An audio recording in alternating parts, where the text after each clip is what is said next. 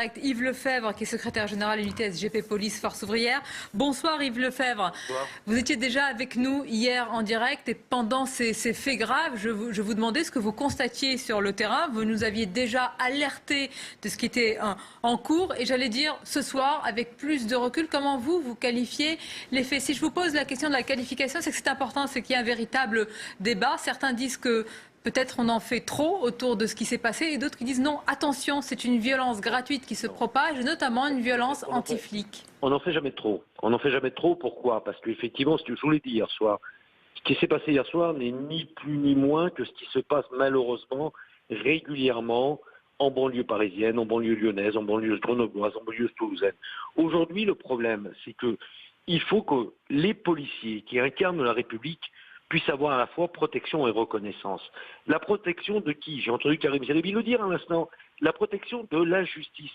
On a des faits excessivement graves qui se sont passés, mais en dehors même de la problématique de la purge d'Halloween. On a un collègue, ce matin, à 5h30 du matin, policier de la brigade anticriminalité de Toulon, qui est rentré à son domicile. Au moment où il rentre à son domicile, il s'aperçoit qu'on est en train de lui voler sa voiture, au moins de tenter de voler sa voiture. Il intervient, il met en fuite les deux agresseurs.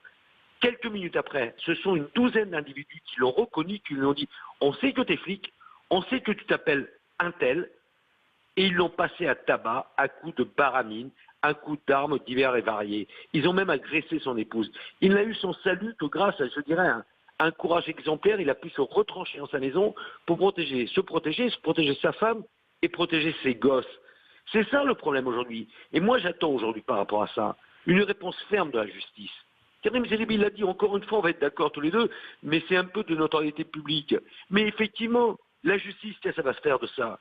Un rappel à la loi, une convocation pour passer dans une audience ultérieure, mais c'est inacceptable. Celui qui a appelé à la haine hier soir, à la haine, à la purge, au meurtre de policiers, à casser des services publics, ceux qui tentent de les aider au quotidien, ces voyous.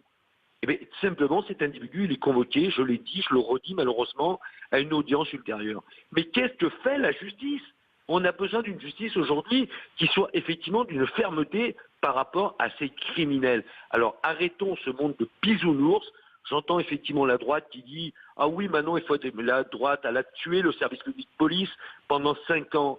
Hollande, il a eu du mal à la remettre à niveau. Et aujourd'hui, Macron, il aura passé avec ses 5500 postes, ça sera largement insuffisant. On est en guerre aujourd'hui dans les quartiers. Mais attention à ce que les soldats de la République, les gardiens de la paix, ne mettent pas le sac à terre, parce qu'on en a ras-le-bol. Merci Yves Lefebvre pour ce témoignage. Retrouvez toute notre actualité sur videopolice.com, la chaîne YouTube d'Unité SGP Police.